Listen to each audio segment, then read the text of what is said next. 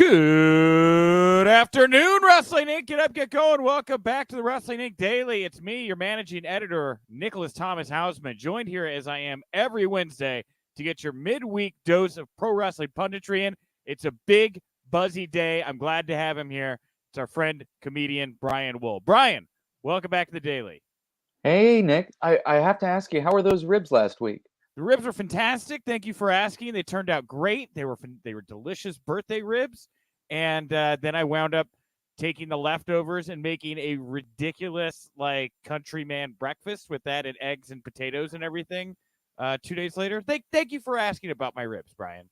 I've been thinking about those ribs, man. It was great doing a show with Alfred. We had a good time. It was really cool to actually be hanging out in person and doing a real live comedy show with people that I know. Yeah, it was great. We saw you guys out in the wild together out in LA doing a comedy show together last week. Yeah, it was really awesome. Looking forward to doing more in the future. Well, I hope we get to have Alfred back here on the show. And you know what? I'm glad you're here, and I'm glad everybody else is here, like our good friend James Watjin, hashtag WrestleNerds, says hello. Thank you, WrestleNerds. We appreciate you jumping in here. And if you want to jump in, you want to talk along with the show, you want to leave some feedback, you want to at any point rampantly speculate about who is going to be showing up on AEW Dynamite tonight, you are more than welcome to do that, because that is one of the things we're going to be talking about in the mailbag. I decided to let this simmer and fester the whole show, so we're going to talk all non-rampant AEW speculation first. Then, if you're listening to us in audio form, you'll hear my interview with Liv Morgan. If you're watching us in video form, you could go over to the YouTube channel now. You can check that out. It's from the Royal Rumble Media Row in St. Louis. And then at the end of the show, in the mailbag, we're all just going to talk about it, Brian. Who's it going to be tonight? Who's it going to be? Is it going to be one person? Is it going to be two people? We don't know. I think it could be maybe even three. You really don't know. I feel like it's going to be something like that. It's going to be two or three. Yeah. Oh, man. Daniel Price here saying, don't say fester. Make it sound like a boil. Look, I'm just saying, right? Fester, come to a boil. Hey, Daniel, thanks for jumping in today. Glad to see you. Rob, hey, gang. Good to see you.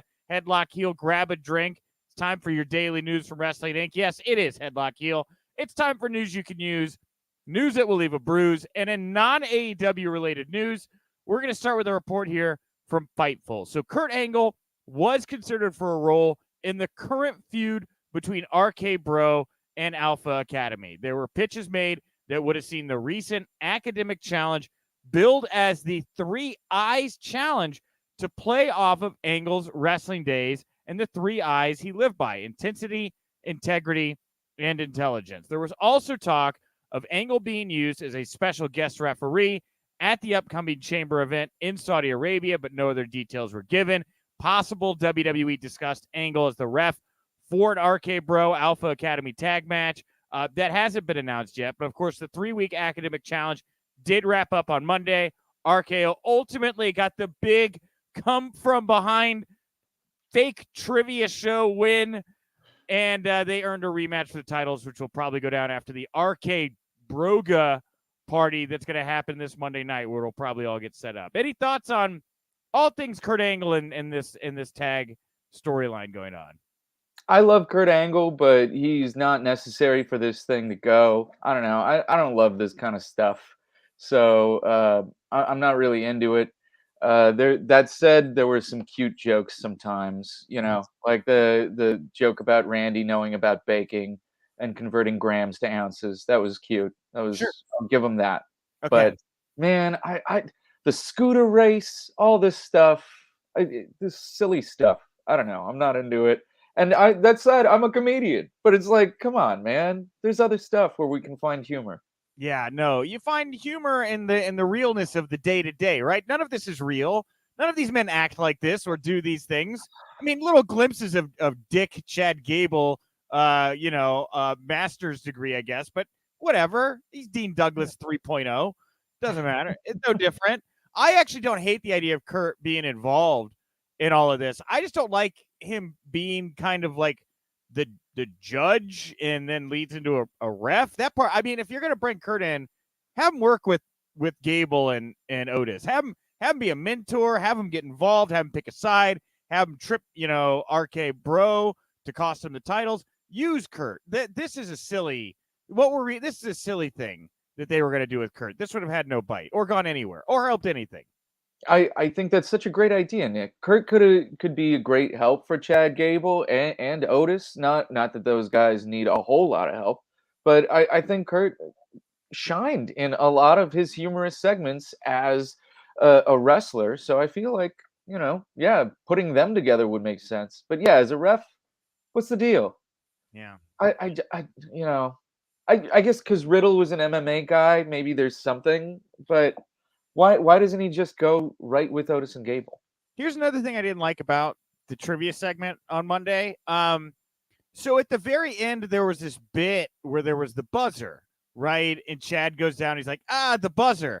I don't know if you've ever watched It's Always Sunny in Philadelphia, if that's a show you like. Brian, do you enjoy that program? Yes, I do. Are you familiar with the episode where they go on Family Feud and they do the game show episode? Have you seen this episode that I'm talking about? I haven't seen the Family Feud episode. Go check out that episode. That bit that Chad Gable did is a direct. Like somebody watched this, like Vince watched it and was like, we're just doing that ripoff of that exact same bit that Chad Gable did. That hurt me as a comedian. That made me sad. So I also think Chad Gable's shush thing is ripped from Encino Man. this is that Pauly Shore gimmick. Yeah. Yeah, well, it was the heel in the movie. Whatever. He would go shush and do it in like very elaborate ways. See, that's okay.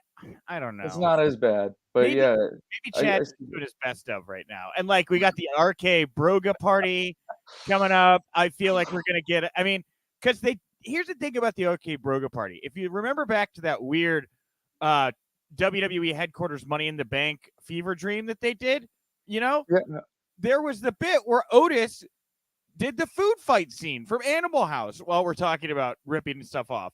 Now he's going to be in this RK Broga Party. I'm sure we'll see him smash a guitar, or there will be some other Animal House reference that's laced in that none of the Gen Zers watching this will get it all. That's my guess for the RK Broga Party. Well, yeah, I mean, Animal House now is like, 40 years old? It's old, man. Yeah. And I don't know that it really holds up by today's standards of like appropriateness. Like I tried to show Liz Revenge of the Nerds a while back, and that was a please turn this off kind of film for her. That was I'm tapped out. I can't watch this anymore.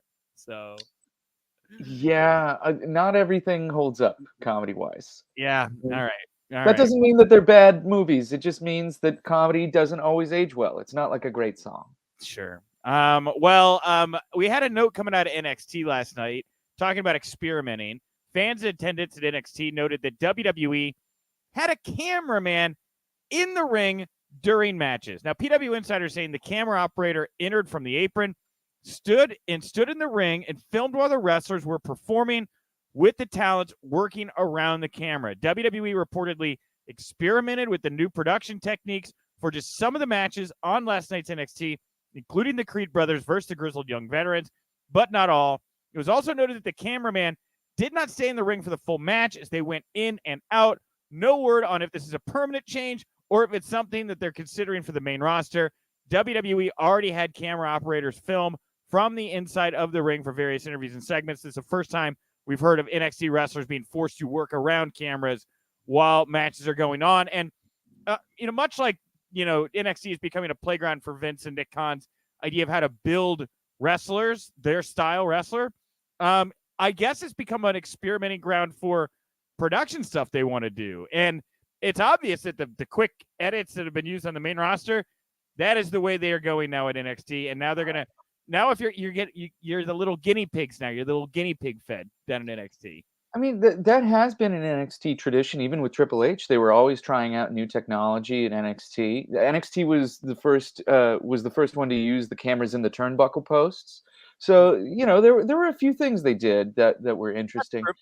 I think the graphic ring aprons, right? The big screens they put on the ring aprons. I think that was NXT first too. Yeah, 100%. Yes. Yeah, they're always trying different things, different angles. They also tried, what was it, that angle from the first or second row when they were doing the audience list shows too. Okay.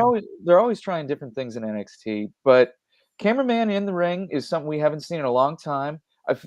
I seem to remember it in like the 80s, like Mid South NWA stuff. Every once in a while there'd be a guy in the ring, but uh, man, that seems very dangerous. Seems Because super dangerous. That was my thought too. It was like these poor camera guys yeah, that, and it's really kind of on the wrestlers to protect the camera guys here.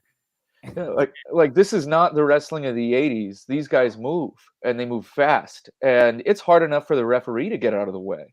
So good luck to camera operators if you're in the ring. Yeah, Goodness. yeah, and man, and I feel bad for the wrestlers, and like they're the green wrestlers that are trying to learn how to wrestle. I mean, Yeah. maybe this is like to prepare them for, maybe they will do this on main roster. I also think that just from a visual standpoint, like the thing that keeps the audience engaged is that the ring feels like a space where combat is happening. When you put a camera in the ring and the wrestlers have to like work around it, I think it kind of takes away from that effect. And maybe I don't care what the live crowd thinks. Maybe they're just a backdrop for their television product. But I can see if that can create a disconnect for the fans there with the cameraman being in the ring as a match is going on. Gosh, backdrop for your television product. Oh my gosh, Nick. Yeah, I mean, maybe it seems like that with the way that they boost the audio on certain segments.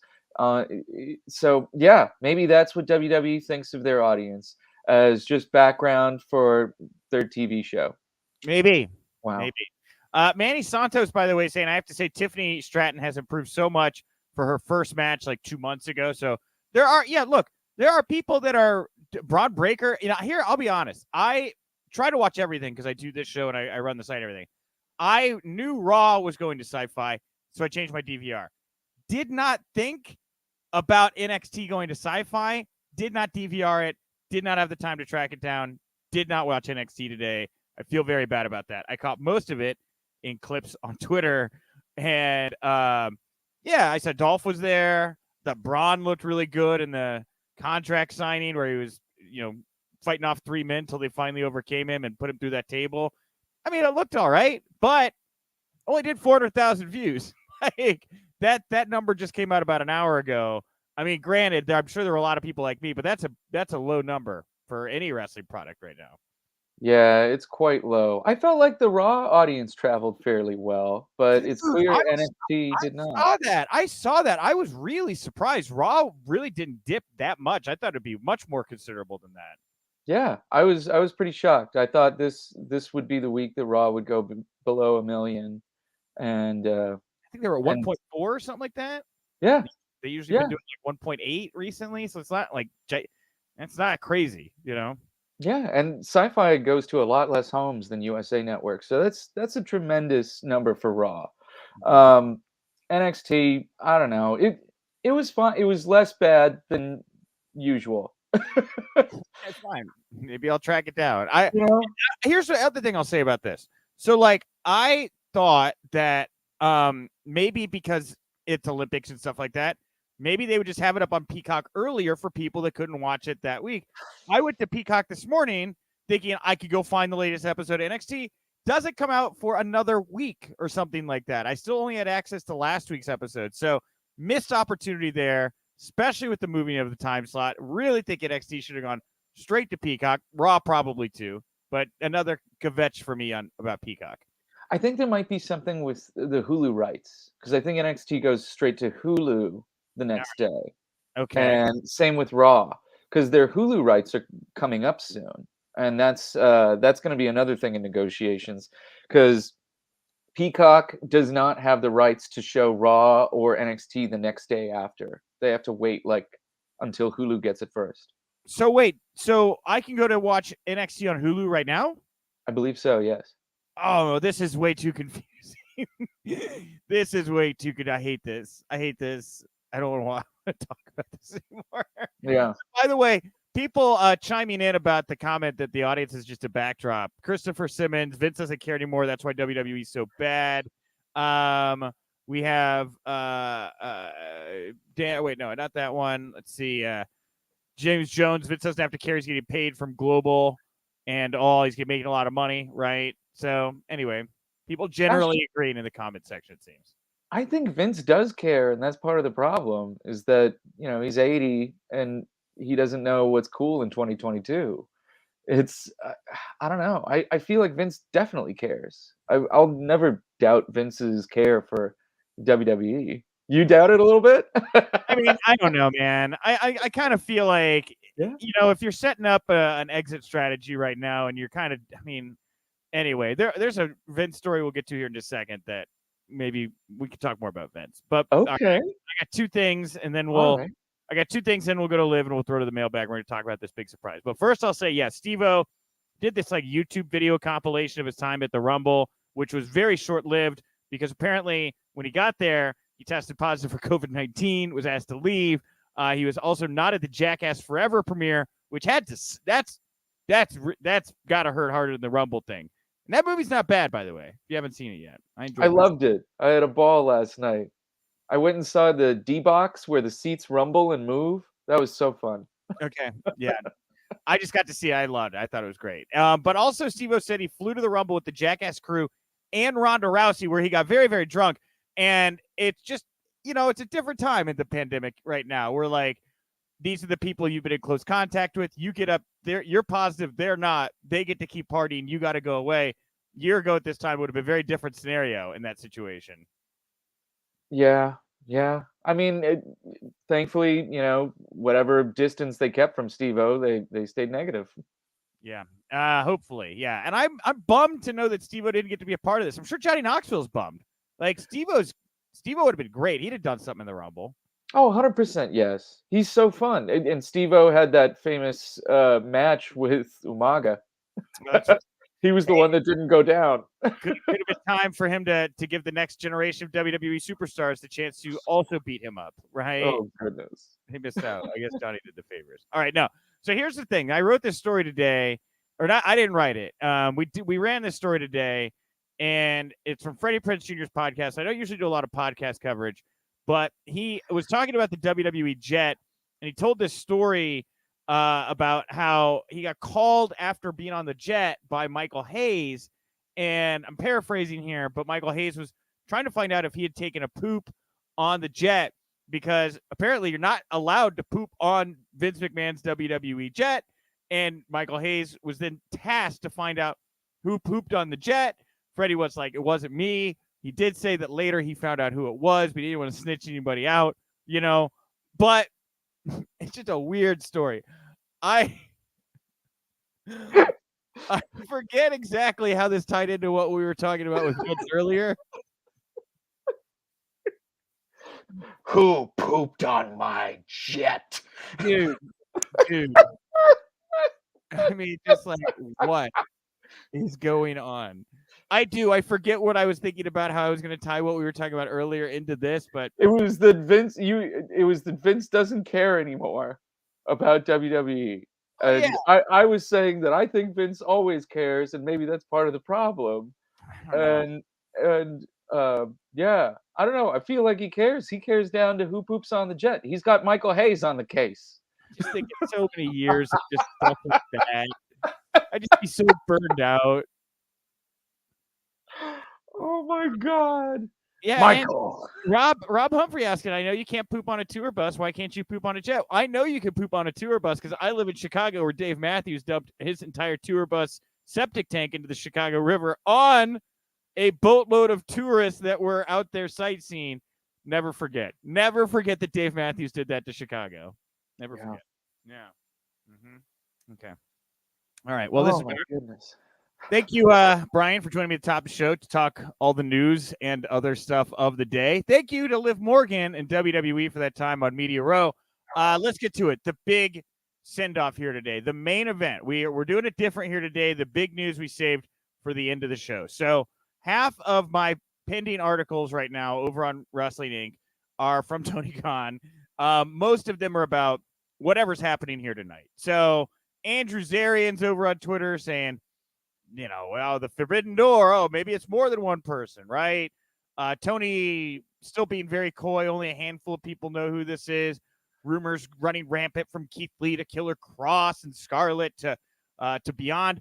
What do you or Jay White? That was another one that's making the rounds right now. Where's your gut at right now? Before we get into this poll, just what's your mindset right now? Okay, for me, I feel like there's at least two, and most likely it will be Keith Lee and Kenta.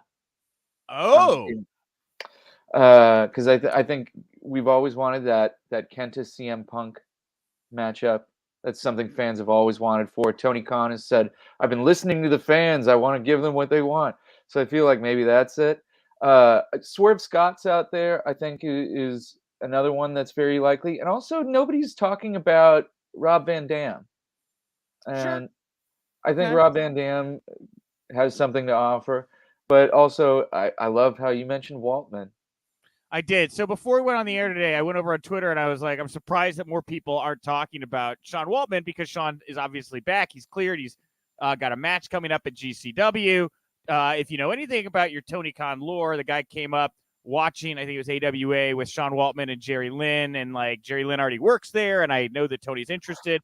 Sean is obviously, though, a two-time WWE Hall of Famer with a WWE Legends deal to the best of my knowledge. Now, Sean and I did a podcast that ended 3 months ago or so.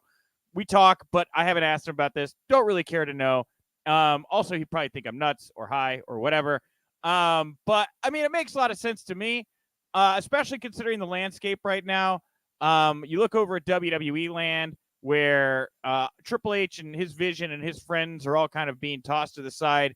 It does sound like Sean reached out to WWE and offered to do the Rumble, and they passed on him to do the Rumble. So, like, who knows what they think about him doing a wrestling match one-on-one with somebody, which I know is what he really wants to do. Sean Waltman was arguably the guy who helped turn the last war around for WCW. Eric Bischoff's gone on the record and talked about how Sean brought that cool factor and, you know, was the young guy that really helped bring young people in and was just very, very important to making that whole thing work.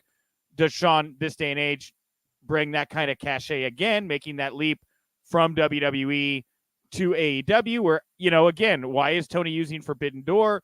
People have been saying about the Rumble. If Waltman chose to or could break his Legends deal to go do this AEW run, I think that checks all the boxes here. So, again, is my tinfoil hat strapped on a little too tight? Yeah, probably. All right. But look, there was a case to be made. I feel I made it. And that's all I've got, Brian. You know? I think it's a great case, man. I think it's a great case. But yeah, my two most likely, I think, are Kenta and Keith Lee. All right. Well, I'm emotionally connected to Sean now. But I see Issa here, our fellow Wrestling Inc. podcastian.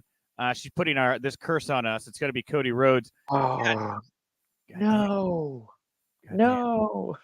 God damn. That would be the worst. Why? I mean, I get why. I mean, I get a ton of heat, you know, but I'm pretty convinced that it won't be. Tony Khan did an interview today where he said that he was so disappointed when the higher power was revealed to be Vince. And I feel like that would be too much of a Vince's higher power thing to reveal that you re-signed Cody. I don't know. Well, I see the Buscat here over on Twitter. The Briscoe Brothers, that's a name that definitely current Ring of Honor tag team champions, the Briscoe Brothers. I don't know. Like, again, like the buzz on this one is pretty big. Tony started it early. It's really cresting here. Do the Briscoe Brothers deliver on that? I don't know. I don't even know if a Keith Lee delivers on that at this moment, you know? Samoa Joe? Maybe Samoa Joe, sure. We have a super chat here from Kyrolos. He says, it's not anyone from New Japan. Tony Khan said they are closing the door. AEW has a working relationship with New Japan. It's a WWE released talent. It's crossed definitively, right? And hey, Lance Archer, he was on Busted Open today, and he was talking about how he hopes it's Killer Cross. And, you know, I think it's just too obvious. Like, I want a Waltman. I want a Shane. I want a Mustafa Ali. I want a Jeff Hardy. I want somebody that you thought was there today and is gone tomorrow. And that's the only way you could justify that Forbidden Door lingo in it. And I think Kyrolos makes a very good point about why would it be somebody from a company that Tony Khan already has a working relationship with. It's a very, very good point. I don't think it's Jeff Hardy because Jeff Hardy just announced his music tour dates, and there's a good handful of them. So I guess it's possible for him to do both, but I feel like Jeff Hardy is a little bit down the road. We're going to see Jeff Hardy in AEW in March probably. But yeah, Wyndham Rotunda is out there. I saw a couple of folks mention him. That'd be really interesting. If they debuted Cross with Keith Lee in the same segment, that would be something, because then you'd have the last two NXT champions. That's true. That would be great. Johnny Gargano, Jayhawk 1980 here. That's another name he's thrown out. I'm Johnny Gargano. But again, it doesn't fit the Forbidden Door rhetoric. Like, I don't know how Tony's gonna have it'll either we'll all see it and we're all gonna be like, oh, I get it, or we're all gonna have a whole lot of questions on Thursday morning and Tony's gonna have to spin some kind of web or whatever. Man, we got a lot of write-ins. Jay White, that came from Bella Randolph. A lot of write-ins here. Yeah. Okada was from Lokokaka. He just said he just resigned. I don't see it. I mean, Swoggle's hilarious. I saw Headlock Heel commented, Veer shows up and thinks he's at Raw. I love that idea. Send Veer. That would be the funniest. That would be the funniest thing. Man, yeah, I love Nicholas here, my plant friend. Yeah, Shane McMahon to AEW. Can you DJ Rated R? Shane, maybe. I don't know, man. Like, it's almost too good to believe. But like, and the other thing too is, and again, I'm just trying to put together the context clues. And I know we got to wrap here in just a second, but like, this is the face of the Revolution qualifying ladder match. Like, that's how this person, they're not going to be just brought out. It's not going to be like CM Punk where they're going to be given a microphone and allowed to cut a promo. They have to come out, they're going to have to wrestle a match and hypothetically go on to this multi-man, very dangerous ladder match at the next pay-per-view. Waltman could do, face of the Revolution, all things considered, not a terrible moniker for Sean X-Pac Waltman. So I don't completely rule that one out. Shane McMahon, face of the Revolution, I don't know. I just don't see Shane coming in to be an actor. Maybe I'm wrong. I don't know. I don't know. Boy, that would be something else. Yeah. All right. I've got myself all stirred up. Okay. We're going to wrap it there for today. Brian, had a great talk today. I actually thought this was like a kind of thin news day, but once we got into it, I was like, hell no. Everything's always popping constantly in pro wrestling. We have tons of stuff to talk about. So I'm glad you guys came back. We'll be back tomorrow. I'm going to be joined by Paul Pratt, a.k.a. Polio Del Mar. We're going to play the last of my WWE Media Row interviews. It's going to be me and Reggie on tomorrow's show. Very excited to deliver that one to everybody. Also, support the Wrestling Inc. Daily on your favorite podcast platform. That stuff keeps us alive, helps us find new listeners and video followers, I guess. SupportWrestlingInc.com. And, of course, come back here tonight after the Dynamite, after the big reveal, after the Texas Death Match, for the Wrestling Inc. podcast, where we're going to be breaking down AEW Dynamite tonight. It's going to be a lot like this show, only at night, with different people. So come back, check it out. All right, Brian, what do you want to put over here before we wrap up the show today? Oh, guys, come check out my podcast, At My Favorite Friendship. My Favorite Friendship is about famous friendships in history, and we try to learn from them and learn how to be better at making friends and better at being friends with the ones that we already got. This week we're doing Seth Rogen and his best friend Evan Goldberg, famously documented in Superbad. And yeah, come check it out. It's a lot of fun. Yeah, see, I got it right there on my phone. See, and you can go find it too. It looks exactly like this. You hit the subscribe, and then you get more Brian Wohl content. Put in your ear holes. It's wonderful. That's how this internet works. All right, I am at Nick_Hausman over on Twitter. Thank you all so much for tuning in. I will talk to you tomorrow. And remember, if you winked, you didn't miss it.